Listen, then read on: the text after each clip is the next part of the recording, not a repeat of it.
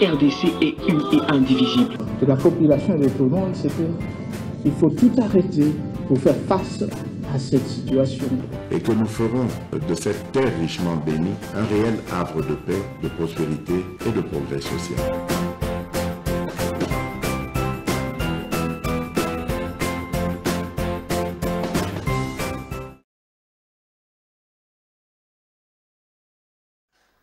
Merci. Vous suivez MKB's officiel partout à travers le monde. Vous partagez l'émission Nabiso. Merci beaucoup. Ndenge na senga kibino na moni pe bo saleli yango parce que en regardant vraiment nombre d'abonnés c'est que bo sali musala oyo to zali ko senga bino parce que le nombre d'abonnés depuis to songeli les alagi 68 000 quelques mais la moitié mon cœur bo sali 2000 personnes bo sala to commune déjà 70 000. Merci du fond de cœur na pesibino, merci mingi tous les mbatek na yebisa ke bino ke bo pesanga makasi na ko mana 100 000 abonnés obi ne ko mona ke MKB zazana ba to moko impossible faut na remercier bango pour to musuna iba bamba YouTube kala bazana ba 40 000 babanda depuis événement ya Jésus-Christ mais comment ni logo zate mais bino na moi tamke 70 000. Merci. Nabete la bino maboko merci. Alors ce qui c'est pour la première fois que aux autres là vraiment cette émission partagez les liens to bando discuter na dondi avant na salle émission oyo pour se programmer les lois législatives nationales.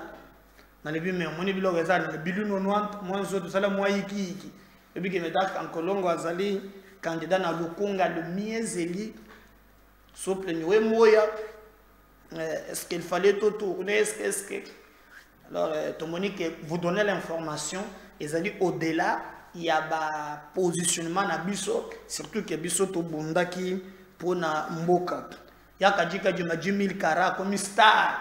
Donc, Montognon, ça bani une unité de report en report. Il fallait à 11h.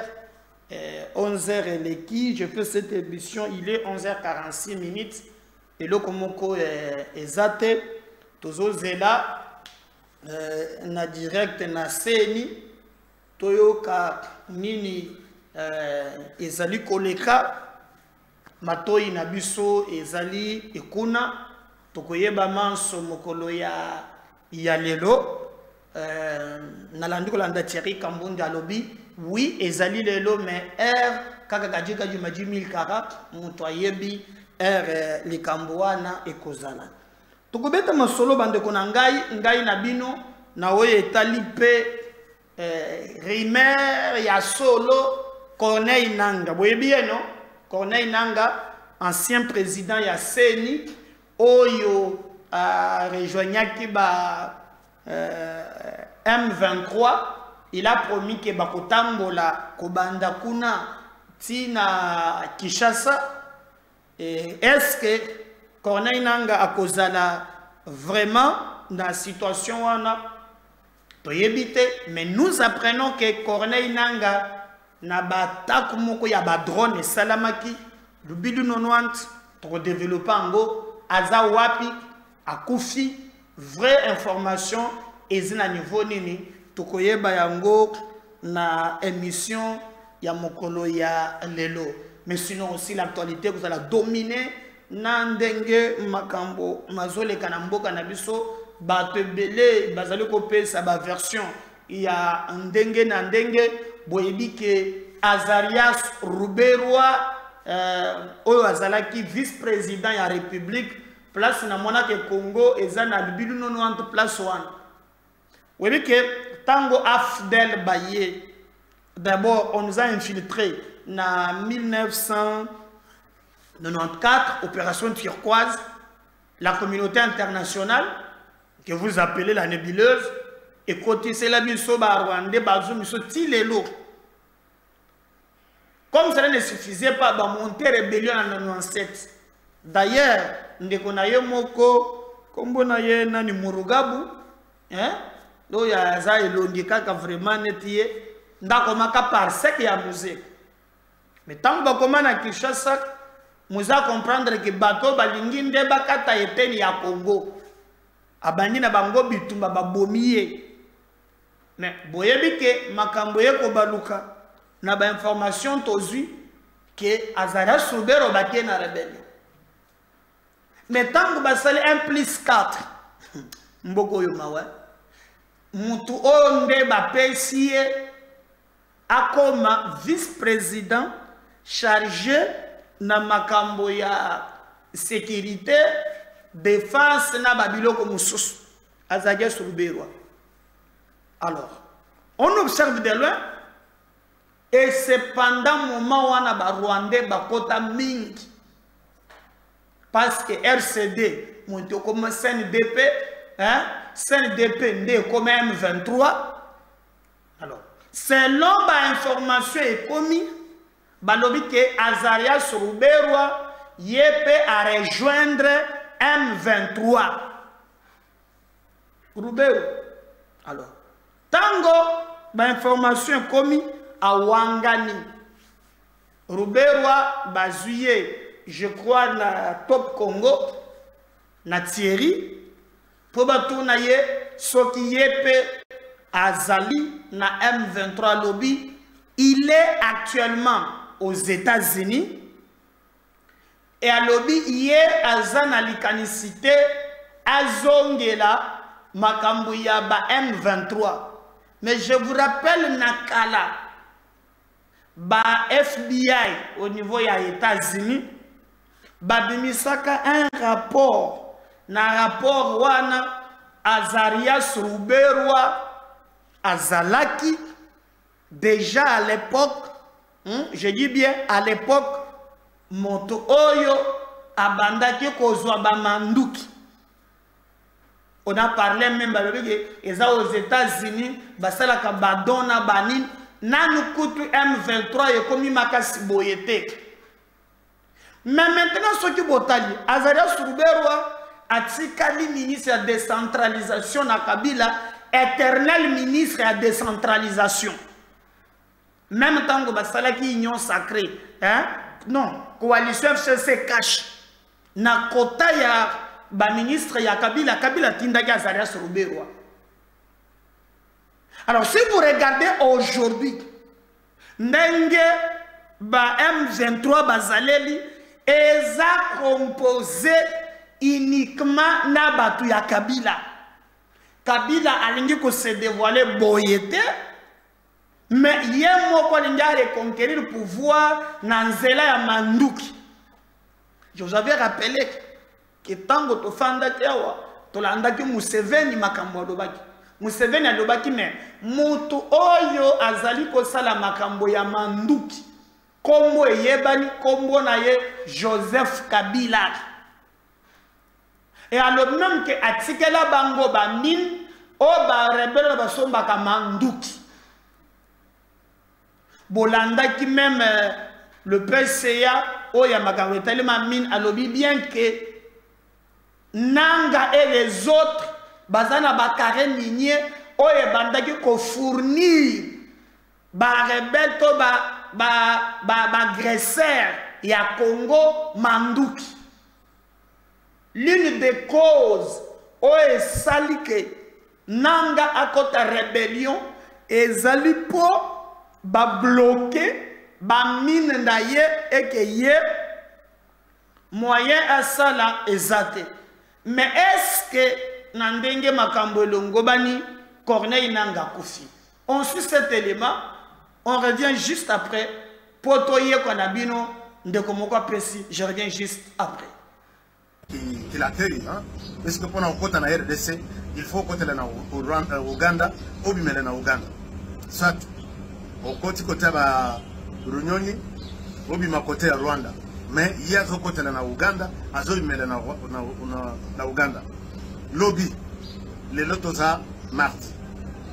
Lundi na butu pour que toko mardi, Corneille Nanga zalaki na Ruchuru. chers amis, nous avons une information presque nyonso depuis que lancé il y a $1 million pour Corneille Nangaa. Corneille Nangaa Azaki na Rutshuru. Rutshuru est à côté RDC. Alors, l'air c'est quoi batali place à Zosalela Makamunaye, ma réunion naye, c'était une forte présence. Il y a Corneille Nangaa avec ses hommes. Na Rutshuru. Na Butu il y a Lelo, drone na biso, accueilli ko visiter ba. Na Butu il y a Lelo, drone accueilli visiter bango. Ce qui botali langage il y a M23. Quand les M23 attaquent et gagnent quand même quelque chose, bah ben on a les lions de, les lions de, ceux qui Saramboué, tout ça. Mais quand on les attaque, les M23 dit que la coalition et FARDC blablabla ont attaqué des villages, ont bombardé follement tout un village. C'est comme ça. Alors, place Siblaki, drone n'a pas Siblaki lobby. Puisque c'est une arme avec des précisions. Yamakasi. À Tabalobiko, tu en as minuit. Oh, tu en as 1 heure, tu en as 2 heures. Donc, il y a Zoyeba. Ne Masango, et l'on a mis place Nanga Zalaki. Masango et l'on a mis la Boutouana. Opération 100% réussie. Alors, depuis Boutou, Tilelo, vu les résultats, il y a drone. Peut-être mais comment les médias n'en parlent pas? Moi, j'en parle puisque j'ai des précisions. Moi, je suis média, non? Moi, je suis média. Ceux qui n'ont pas suivi l'information, qui attend un mois, alors, drone n'a pas visité Bango. Alors, il fallait aller ici avec des précisions. Alors, maintenant, ce que vous langage à M23 et ça, bombardement fou des populations civiles. Mais l'obité que les a bombardé Nanga. Ce que pour que Bino Nanga tondima, to continuer quand Nzela na biso ko Nanga, il faut Nanga abima ça la vidéo. Abima ça la vidéo à Tambola, denga Tambola ka. Là je vous dirais que on l'a raté. Mais ce qui Nanga sali donc depuis le Lona Tongo. Oyazana photo a republié puisque que Nanga est là, Nanga même lobby que Nanga nous fasse une vidéo. Sinon, il ne peut pas faire ça. Peut-être il est évacué vers Kigali s'il était blessé, ou soit il est mort et évacué à Kigali pour être enterré, ou enterré à Rutshuru. Voilà un peu ce que je voulais partager avec vous. Donc, Corneille Nangaa, si tu nous entends, pour nous confirmer que tu es vivant. C'est la vidéo. Nicolo a commis mon tabac vidéo au Tambola, au Télémaratana, dans Banakin, Banakongo, d'accord.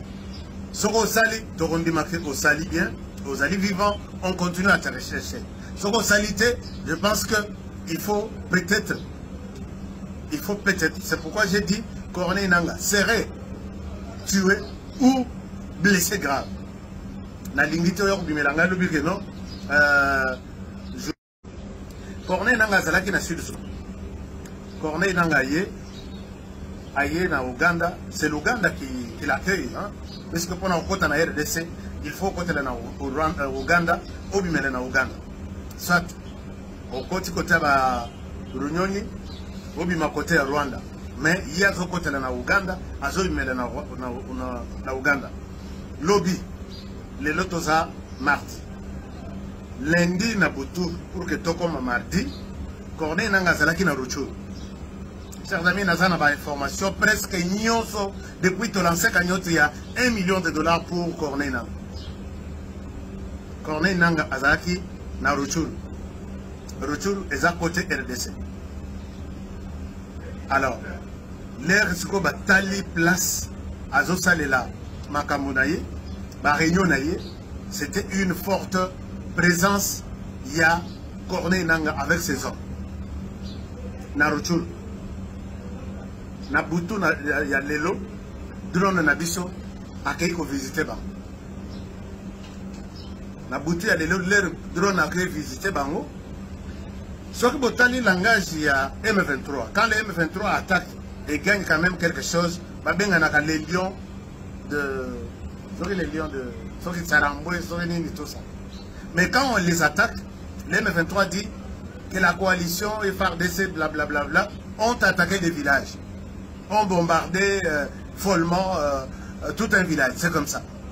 Alors, place Siblaki, drone Nabiso Siblaki lobby.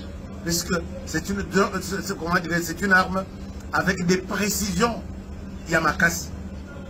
Attends, on a vu que tout ça à minuit. Oh, tout ça à 1 heure, tout ça à 2 heures. Donc, il y a Zoyeb. Ne Masango et l'on a mis place Nanga Zalaki. Masango et l'on a mis la Boutouana. Opération 100% réussie.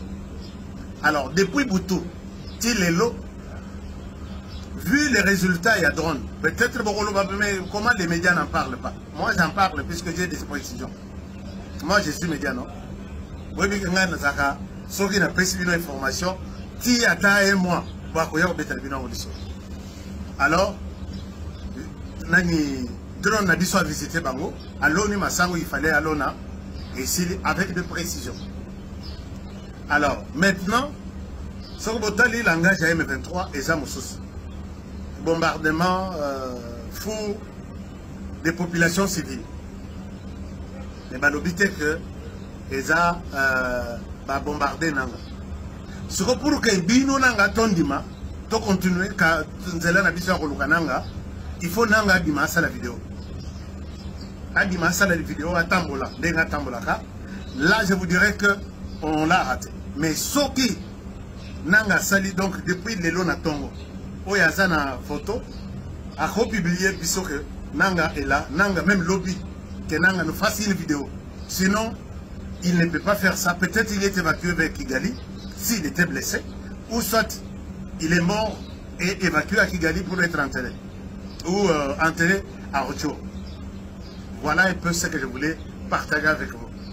Donc, quand on est dans si tu nous entends, pour nous confirmer que tu es vivant.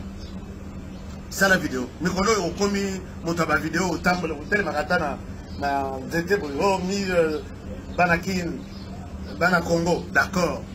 Soko sali to rondi marqué au sali bien, aux ali vivants, on continue à te rechercher. Soko salité, je pense que il faut peut-être c'est pourquoi j'ai dit Corneille Nanga serait tué ou blessé grave. Na lingito yo bimelanga lobike non voilà, je crois que wana boyoki na tiki pobola ndango mwa tango molai nanga alobaki ke na rébellion basali to agression mission Rwanda PCA akotambola te na Kinshasa mais les kambo kwa kama bomoni ke tous les kabilistes bomoni longo balakisaki bino wana Adam Chalwe oyo azalaki bras droit ya Kabila parmi bato yo basekaka na Kabila. Hein? Mene basekaka ndenge moko mais so talipe pesa ma photo Adam Chalwe zo sekana Kabila. Voilà. Omoni gar elenge o sekana Kabila oyo na mino presque ndenge moko ye wana muntu azana nanga. Bomoni nanga Kabila yepe Kabila nous apprenons que Bamoussous bazo rejoindre paix. Et belé paix bazo kende. Maintenant les informations, bolanda qui présent le baki que astosombi mandu ki makas. Toza na drone moko soki d'abord drone ne ratakate. Et si blaka timbe tu yakagami. Soit tout liya wa michopo ebimi. Bebe na ngochungu macha mwamboy. Nde ba mandu ki tozi. Et bon, on a qui présente le bagage même que non, a hésité à déclarer guerre parce que pour le moment, Tobongami. Mais là où les bas blessent, on commence que toujours bateau baleka dans le passé, basé en connivence na Rwanda, ndebo baza cité. Est-ce que vous savez que ezalaki na moko ezalaki na mboka oyo, c'est ce qu'on appelle crime contre l'humanité. Bosco Tanganda. Le lot babolobelaka soko na agendaka na CPI. Aboma ba Congolais, mazalaka na armée na biso. Alors nous apprenons que Bato baza derrière Kouana ezaka ka Bato oyo bazali ba kabiliste. Moko bazo tangue mikolo. Mais est-ce que Nanga akufi? Selon les informations, nous apprenons akufi. Moi, je mets d'abord entre guillemets. Je ne peux pas confirmer. Ndende kwa na lobi pato suba zoloba, mais ce qui a zali asa la vipaz, comme on dit ba vidéo na ba photo. Mais ba lobi que drone kanikila ki azoli ma beso. Tous les na mutu son pok. Vous allez bien dire ba zobe nga bongo za ou ba tumpiki ba son pok, ba zobok. Sont les informations. Ba musuba lobi anzanji, o à côté na Uganda aza gravement blessé. Alors, biso tokolsenga, moi, dans le but très bien, n'a pas confirmé. Mais j'apprends que, mais, moi, si c'est ma lubilu nonoan, ezali nango. Bon, mon lenge wana, ba musu soupe en cachette, nan ba limité. Mais perto bango ba zui, jour wana, c'est très grave. On regarde les soldats au Rwanda, Uganda pour bakot drone kalikila ki bango. Ha! Tu vois ça mon boy. Na yebisio balobi grave. Grave alors grave. Matange selemi na Uganda même na Rwanda. D'ailleurs Burundi, au tuko kanga frontière na ye na Rwanda lobi. Rwanda zolo ba Burundi azo soutenir ba rebelle ya na Congo. Burundi a le chantage leki na kangeli yo barrière. Kagame comme ba dernier na ye comme ko poussana. Mais moko pe bazo tanga zo wangana. Ezalia Soruberwa.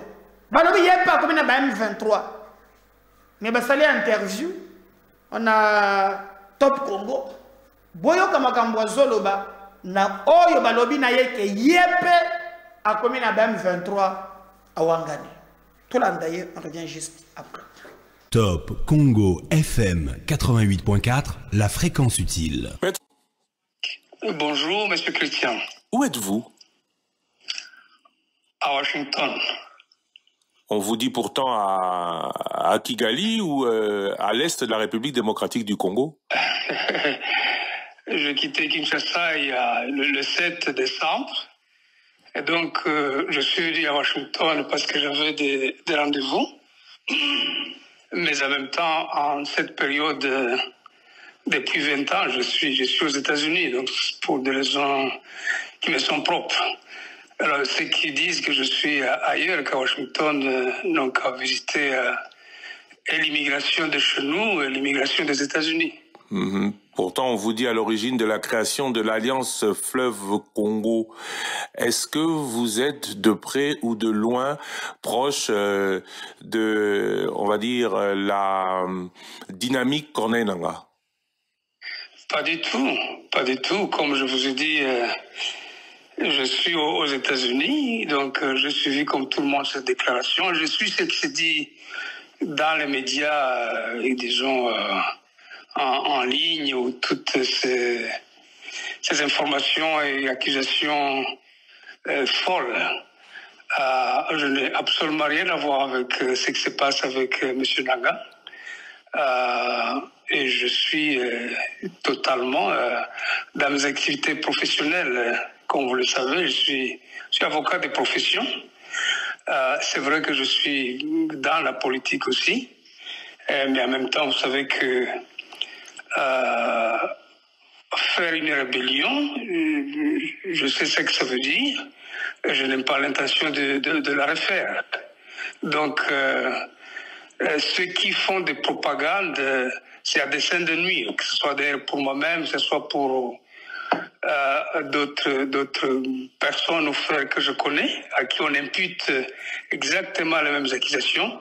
Ça n'a absolument rien à voir. C'est une campagne conçu pour nuire et qui peut avoir des effets dévastateurs, notamment sur la communauté à laquelle nous appartenons. De nombreuses personnalités de la même communauté que vous ont en effet été citées. Vous dites que vous êtes à Washington, vous insistez sur le fait que vous n'êtes pas à l'est de la République démocratique du Congo ni au Rwanda, mais les personnes qui vous accusent évoquent des communications par Zoom. Est-ce que on ne dira jamais de vous que vous avez été auteur intellectuel ou proche des auteurs intellectuels de la création de l'AFC? Ça n'a aucun sens. Vous savez que Zoom, c'est quoi? Ceux qui sont à Kinshasa tiennent des réunions par Zoom régulièrement. Donc, pour être comment dirais-je, communiqué par Zoom, il ne faut pas avoir quitté le pays. Donc, je vous dis que je n'ai absolument rien à voir avec ce mouvement qui est né. Je n'ai ni l'intention ni le désir de le faire. Mais je pense plutôt que ceux qui conçoivent ce plan d'accusation machiavélique, c'est des gens qui ont des intentions de nuire non seulement à ma personne, mais également à la communauté. Vous vous imaginez combien de gens qui sont en dehors de Kinshasa pendant les vacances de Noël et de bonne année? C'est des milliers de gens. Peut-être que vous-même, vous n'êtes pas sur place à Kinshasa. Alors, pourquoi l'imputer aux uns et pas aux autres? Quelle est cette catégorie de Congolais qui doit répondre du fait de l'absence pour cause des vacances? Vous parlez de la communauté Banyamulenge, je tiens à le dire. Peut-être que ceux qui le disent se rappellent qu'il y a quelque temps, vous en avez été, qu'aujourd'hui, il y a beaucoup de votre communauté qui sont dans le M23, même si à Kinshasa, on fait le lien réel entre le M23 et Kigali. Alors moi, je vais vous poser l'autre question. Quels sont vos liens avec Kigali depuis le RCD? Est-ce que vous êtes resté dans ce genre de lien? Quel genre de lien, monsieur? Kigali, le Rwanda était un allié du RCD, c'est connu. Le Rwanda était un allié de l'AFDL, c'est connu. L'Ouganda était l'allié du MLC, c'est connu. Et quels sont les liens qu'entretient aujourd'hui Jean-Pierre Bemba et son MLC avec l'Ouganda? Je ne pense pas qu'il y ait des liens au sens militaire. Donc le Rwanda entretient des liens d'État à État. Ils peuvent être bons ou mauvais, mais ça n'a absolument rien à voir avec le Rassemblement congolais pour la démocratie ou ma personne. Donc je pense qu'il faut évoluer. Cette idéologie de vouloir voir les gens dans les rétroviseurs avec une responsabilité rétroactive chaque fois, je pense qu'elle ne fait pas évoluer les choses. Il faut aller dans le profil d'une nation qui se réconcilie avec elle-même et non pas étiqueter des gens ou trouver des tares à cause de l'appartenance. Donc je suis membre comment dirais-je, du FCC, et je l'assume. Et pour le reste, le choix de faire des rébellions ou des alliances, c'est des questions, je suis suffisamment mûr que si j'étais dans une affaire, je l'assumerais. Et pour avoir été ce que j'ai été, je sais évidemment quoi faire et quand le faire. Et je n'ai pas sur mon agenda, si vous voulez, une question d'appartenance ou de vouloir appartenir à une rébellion. Que pensez-vous, puisque vous parlez de réconciliation nationale, d'éventuelles négociations avec le M23? Vous êtes pour ou vous êtes contre? Ben voilà, moi je connais le point de vue du gouvernement. Le gouvernement congolais, notre gouvernement n'a toujours pas voulu négocier. Mais en même temps, la négociation n'est pas toujours sujet à une question de faiblesse. J'ai fait des négociations toute ma vie. Je sais jusqu'où les négociations ont sauvé notre pays et à beaucoup d'autres séquences. Donc, si jamais il y a un dialogue qui conduit à des solutions justes et pures, je ne trouverai pas d'inconvénient. Bon, maintenant, si le gouvernement estime que ce n'est ni le moment, ni la bonne option, c'est le gouvernement de la République et je m'en tiens à ça. Vous avez rappelé que vous êtes du FCC. Vous n'avez donc pas participé aux différents scrutins. Vous n'avez pas été candidat cette fois-ci. Non, pas du tout. Comment jugez-vous ces élections? Déjà, ça, c'est une autre question. J'ai tenu à a visé l'opinion publique nationale et internationale que les accusations portées contre ma personne et contre des frères et des amis que je connais étaient totalement infondées, pas Gali, pas avec Nanga. C'est l'essentiel de mon message. Bon, maintenant, pour les élections, l'opinion publique a noté avec beaucoup de stupeur qu'il y a eu énormément d'irrégularités. C'est du domaine public, avec toutes ces machines qui ont circulé à travers la République. Et la CENI a dû prendre du reste courageusement, mais partiellement, certainement, la décision de valider ces personnes. Je ne suis pas le juge constitutionnel, la Cour constitutionnelle est là pour ça, mais elles sont ce qu'elles sont. En effet, elles sont empreintes de beaucoup d'irrégularités, mais elles se sont tenues. Elles se sont tenues. Vous n'avez pas félicité le président et vous n'allez pas le faire, le président élu. Pourquoi pas? Je suis un homme d'État, donc je ne mets pas les émotions avant, M. Lusakweno. Je suis un homme d'État pleinement. Et quand je dois agir en républicain, je le fais. Mais en même temps, quand je dois user de mon jugement pour juger les faits, je les fais aussi avec indépendance. Vous dites que vous êtes à l'étranger, on va terminer là. À quand votre retour au Congo? Bientôt. J'ai sur mon agenda plusieurs réunions, aussi bien privées que du domaine de ma profession. Je suis donc avocat, je le rappelle. J'ai des dossiers, mais aussi j'ai des rencontres avec Human Rights Watch cette semaine. J'ai des rencontres au niveau du petit déjeuner national de prière. C'est une réunion qui se tient chaque année. Il y a un dialogue. Bosala dialogue na kabila wa bambula na mbole produisani à part quoi infiltrer mboka na biso. Nini ya seka tokoso pourquoi yo Kagame zande konayo? Oko senga était préparé à la peine à baf de l'air. Pourquoi vous voulez seulement que le gouvernement congolais a négocié à Kanabatoan? Il n'y a pas de dialogue, monsieur. Balobaki ki yepe azakuna ma wangani bondenga wangani mais vérité koyabana. Vérité koyabana, c'est que nous voulons que nos forces armées soient déterminées. Il y a aussi la nabat oyo bazale ko andeye notre peuple. Mais sinon, est-ce que Corneille Nanga a koufité ma version eza ebele tozoluka information ko pesa dino mais ndeto yoki azali ko yokana te azoko monana te apparemment il y a quelque chose qui cloche. Ba député oyo ba kendaki na niveau ya cour de cassation ko saisir cassation pour te suspendre pour la cour de cassation ezali ko tranché, j'allais dire conseil d'état bolimbisa ngai. Alors je peux vous lire, j'allais dire conseil d'état juge a référé. Alors balobi, les conseils d'état se déclarent incompétents pour statuer sur la requête des candidats députés dont le suffrage ont été annulés. Montolobiango Ezali, avocat. Les conseils d'État viennent de se déclarer incompétents, dont la publication pourrait intervenir plus ou moins plus tard aujourd'hui. Donc, les conseils d'État lobby hier, Aboyi Mindondo, Magamorobi Lunonoan, Etaliete, candidat base de la CACA, qui s'est à publier comme ça, pour attaquer des décisions à niveau de la Cour constitutionnelle.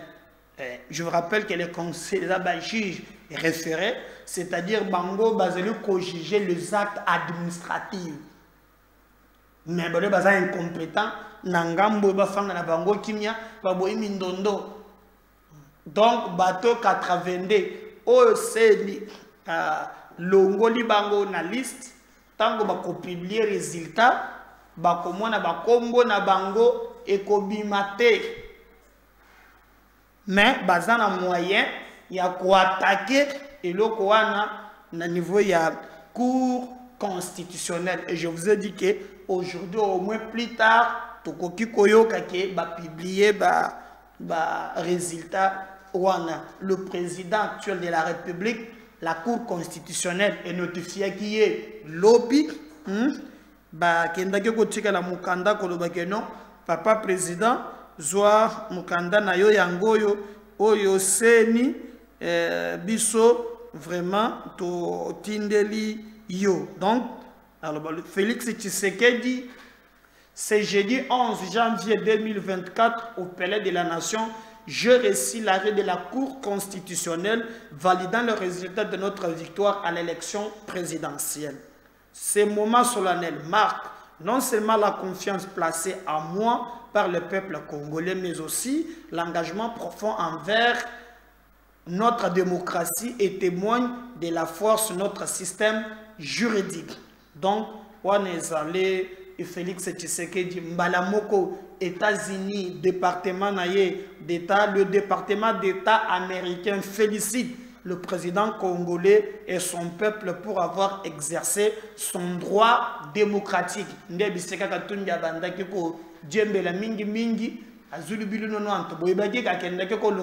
Un sénateur où il a communiqué cette fois-ci, il ne faut pas que notre ambassadeur se trompe comme autrefois. Il y a eu un sénateur, maintenant le département d'État, c'est comme le premier ministre. Donc, bah, féliciter Tshisekedi, bah, le Moussala, Ezali Peza, Kitoko Mingi. Mais il y a aussi un polémique, où il y a Sadango et Ezali, les deux Congos, bah, Congolais, bah, le Biso, bah, Congolais, Angambo, bah, Congo, Braza, bah, Tika la battre le fleuve pour Bango, bah, compétition. Alors, tout le monde peut être congolais, il y a solo. Nous avons petit frère, tout le bino, bokende poso, tout le bino, battre le bilo. À notre retour, tout le côté. Donc, polémique, Zoya, tout ça, à la veille à Cannes, au bâtiment, c'est pas ce que c'est là. Mais Baye Singaï, que François-Claude Kaboulou, moi, na Kaboulou, na place, na délégation, oye, mais ma animateur, ya léopard. Atongisi banankasi bakumi ba animateur délégation ke batu bazolela babokilo banani tous transformés na supporters ya léopard. Est-ce que c'est vrai?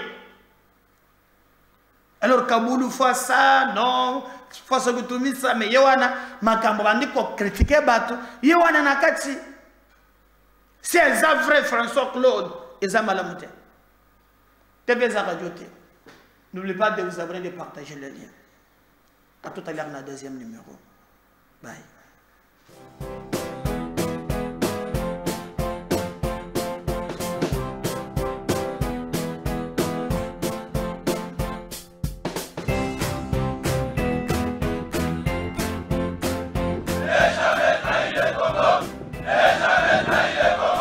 La RDC est une et indivisible. Et la population et tout le monde, c'est qu'il faut tout arrêter pour faire face à cette situation.